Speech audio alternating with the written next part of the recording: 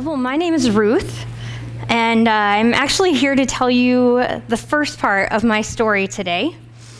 So I hope that you will sit back and listen and just learn from what God has done in my life. Now, in order to really tell you my story, I have to go back a little bit before I even became a part of the story. You see, I want you to meet the family that I will be a part of. Now, this family is the family of Elimelech. He and his wife, Naomi, lived in the town of Bethlehem. I think you've maybe heard of it before. Yes. So they lived in Bethlehem in Judea, and they were God-fearing people. They loved God. In fact, Elimelech's name means "my God is king." Well, a famine happened, and as you can imagine, it got tough to live and to eat and to feed their two growing sons. And so they decided, Elimelech decided that it was time to leave Bethlehem, the place that God had provided for them. And he took his entire family and what possessions they still had and moved to Moab. Now, I want to tell you a little bit more about their names because, especially in our time, names had a purpose and a meaning. And most of the time, if you were given a name, it was so that it would help design your future and what you wanted to happen. Well, as I already said, Elimelech's name meant "my God is king." Such a strong foundation, right? Naomi, and to be honest, this is very true of her, meant sweet and pleasant. Now, Mahlon, who was my husband, his name meant sick. Yeah, you'll see how that comes back to play later. And then we have Kilian, my brother-in-law, and his name literally means dying or at the end of. So I would love to say that they were given a great foundation to start from, but their names kind of predicted a little bit of what was going to happen. Well, as I said, the family took this first journey. They went from Bethlehem, and you can see this map here, all of the famous and wonderful technology you have lets me help you see our journey better. But they started off in Judah, in Bethlehem, and they traveled around the Dead Sea to Moab. Now, Bethlehem, ironically, its name means the house of bread. And there was famine in the house of bread. So they decided to leave to Moab. And a little history about the Moab people. Number one, they became a nation off of Moab, who was the son of Lot and his oldest daughter. And that's a whole nother story, and I'm not going to get there, but you can tell that probably didn't start things very well, right? Well, Moab was a place filled with pagan worship, with immoral living, and with very wild people. Now, I talked to this girl earlier this week, and she was telling me, in order for you to better understand what that means, that it's kind of like a mix of the Jersey Shore meets Miami Beach with Atlantic City dancers thrown in there. I don't know what that means, but she said you might. So apparently it was just very wild. And yes, I am Moabite. But I no longer really claim that anymore. So the family moves, and they're there maybe 10 years, and Elimelech dies. Now, Elimelech dying, left Naomi to be there by herself with her 2 boys. It's been suggested and maybe even hinted at, but a lot of people believe that Elimelech died because he chose to stop believing that God would provide, that he stopped letting him truly be his king. Now, this is where myself and my sister-in-law, Orpah, enter the picture.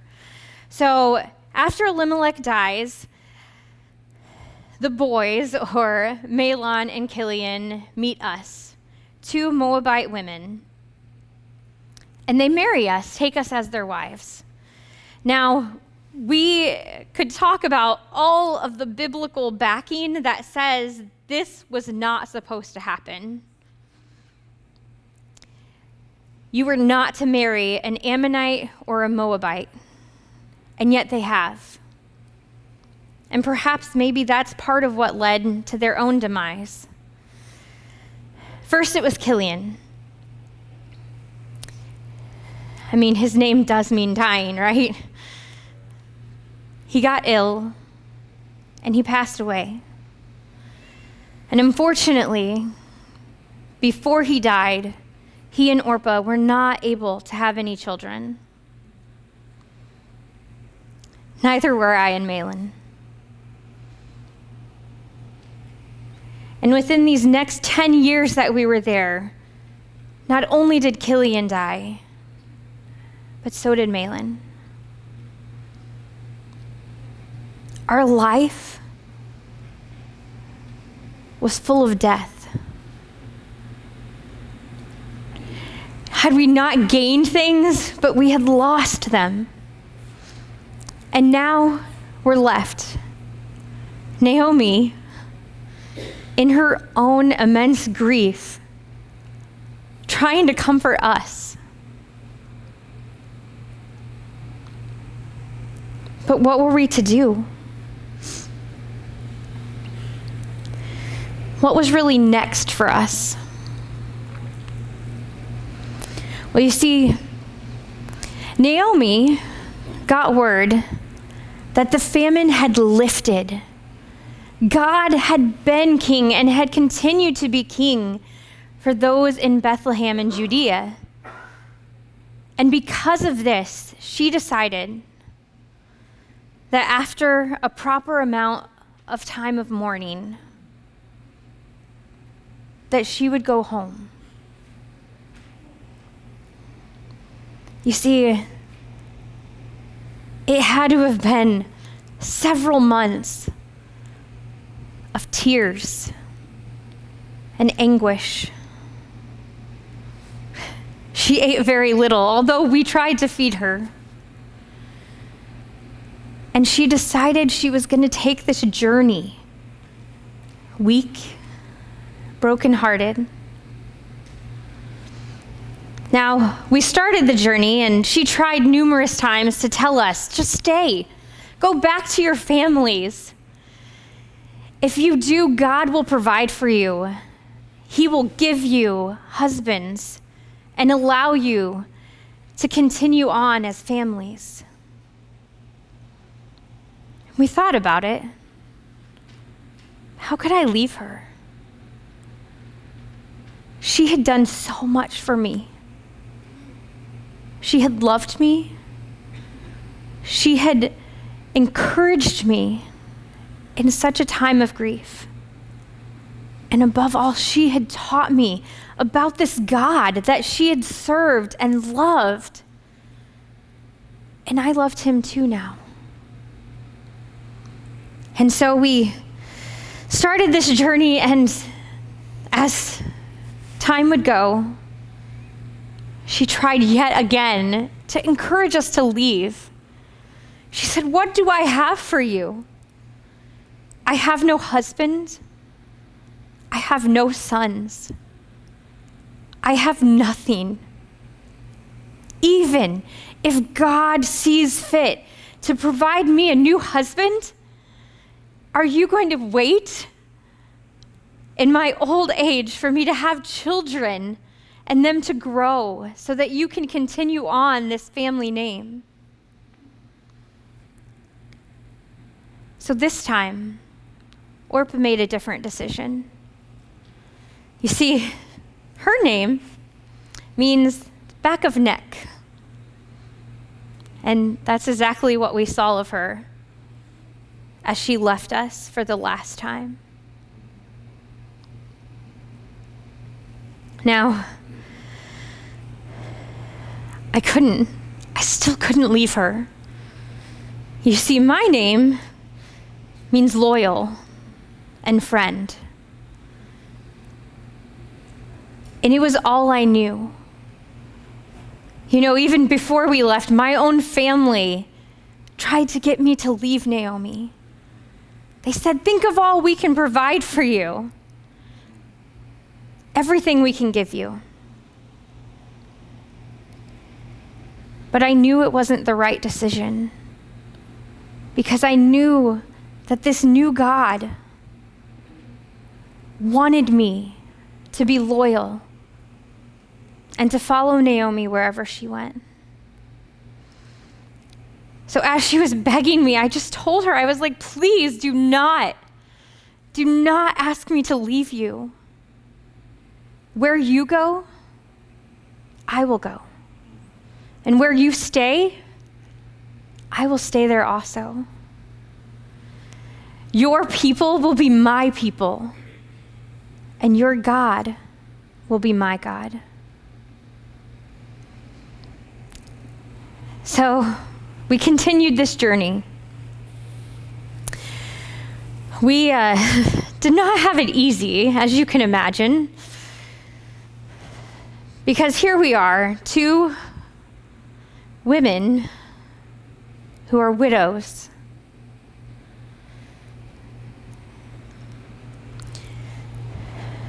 We decided that we would go.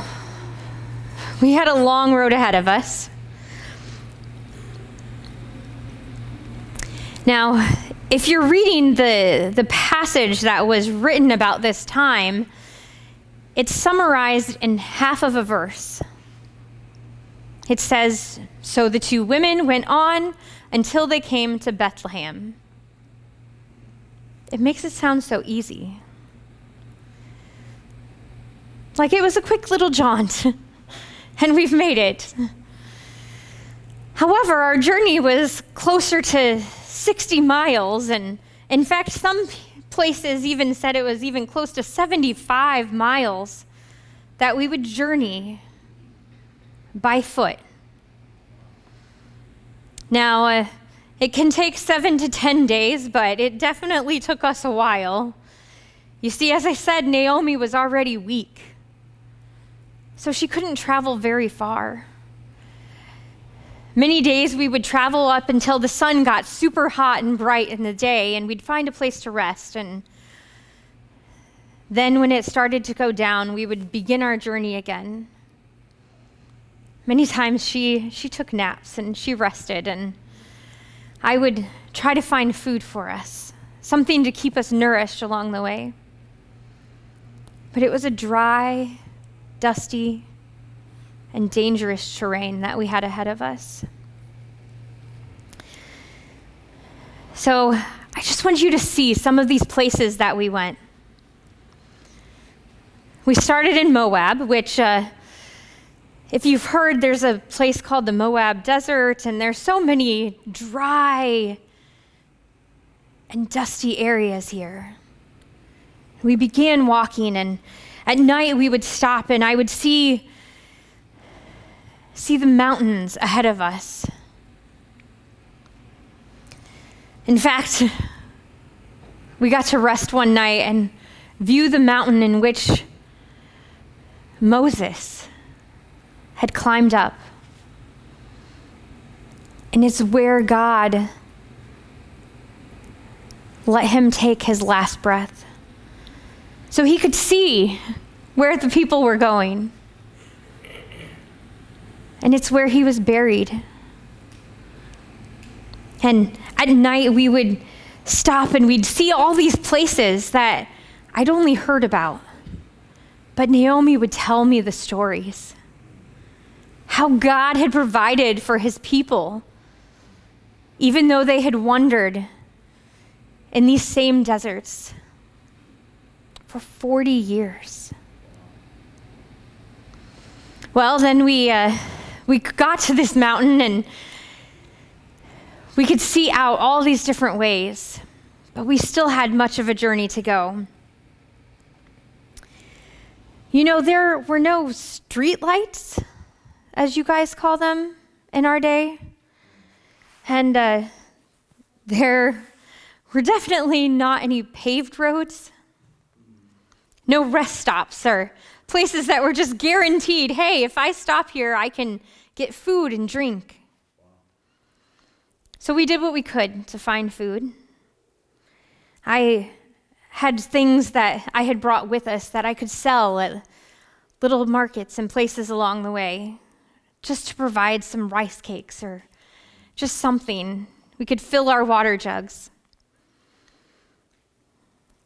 You know, there really wasn't any security along the way, though, either.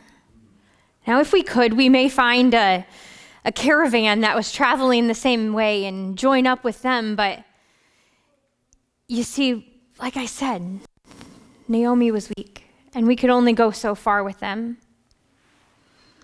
Now, we made it across the deserts and the mountain. And we had to face the Jordan River. We forged it. We made it across. It took time. But then we came to the Jericho Road. Now, I know I never got the chance to meet him, but I've heard you guys have met Jesus. You got to hear his stories. One of those stories he told was about a good Samaritan, a man that was traveling along a dangerous road, and that was the Jericho Road. The same road that we were about to take. Now, it was not easy because we were probably the easiest prey for all the bandits and robbers that were there. But yet, God provided. And we made it through. Now, after we crossed this Jordan and we went through the Jericho Road, we still had a nice little incline to go. About 2,000 feet, actually, that we had to climb over a path of about 16 miles. But do you know what happened? When we made it, we arrived in Bethlehem.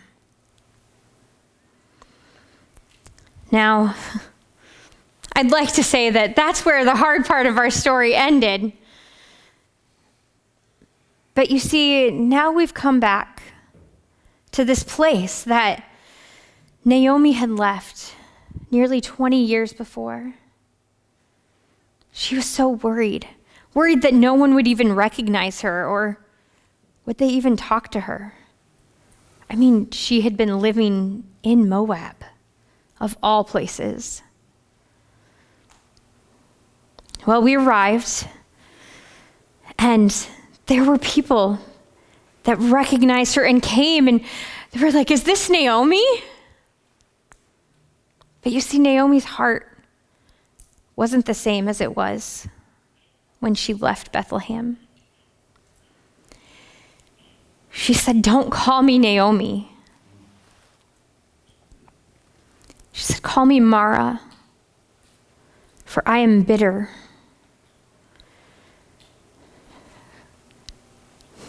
The Almighty has made my life very bitter. I went away full, and I've come back empty. You see, she believed that God had afflicted her, that God had placed this burden upon her because she did not stand up for him, and she allowed Elimelech to take them to Moab. So she chatted with the ladies, and I went to fill our water jugs. But we faced another problem. Because as I said, I'm a Moabite.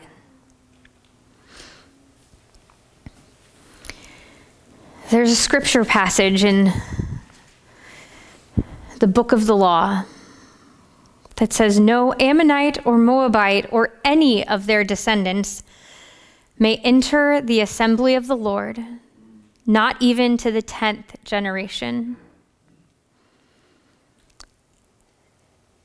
The ladies who were there to greet us believed that I was a curse of God. I was foreign. You know what happened when they let the Egyptians stay, right? And some of the foreigners who were there, they were exiled because they believed that God was punishing them because of them. And now here I am,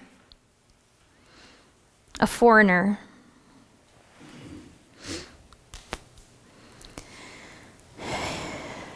You can just hear them, can't you?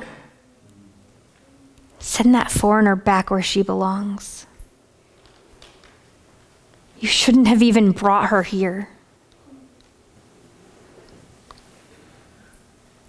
And so there we are, with nothing. No one's inviting us in or saying, "Oh, yes, you can stay here." We had a few coins left, not many. But we even tried to find a place at the inn, and they saw me and turned us away. And so we began to realize that what she had said was truly true. Not only had she went away full with a husband and children, but now we were empty. What could we provide? What could we even do? The only thing was to trust this God that I was just learning about. We had to trust that he would provide for us. Now, I'd like to tell you the rest of the story, but someone else will do that next week. The story of Ruth doesn't end at chapter 1. And it's a blessing that it doesn't. Because here we are, broke and empty. But I can tell you that there is hope. There is a kinsman redeemer that God will provide. And he does the same for you. Now, I'd tell you even more about this kinsman redeemer, but I'm afraid I might step on some people's toes that are coming in the next few weeks. But I can tell you that although mine was a man on earth, yours was a man named Jesus.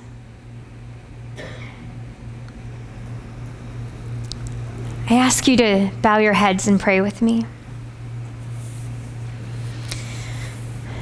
Dearest Jesus, my kinsman redeemer,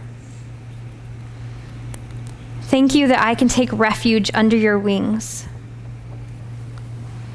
I'm here not because of my heritage or status or righteousness, but because your sacrifice and love have made a place for me. Though I am grieving loss and disappointed that my life hasn't turned out like I thought it would, And sometimes I'm even disillusioned by your hand seeming as though it is against me. I choose to trust you. I confess that you are good, faithful, and true in every conceivable way. I surrender all I hold dear to your keeping, for you are my Redeemer, the one who restores and who works all things out for the good of those who love you. Hide me under the safety and shelter of your wings, for in you I take refuge. Amen.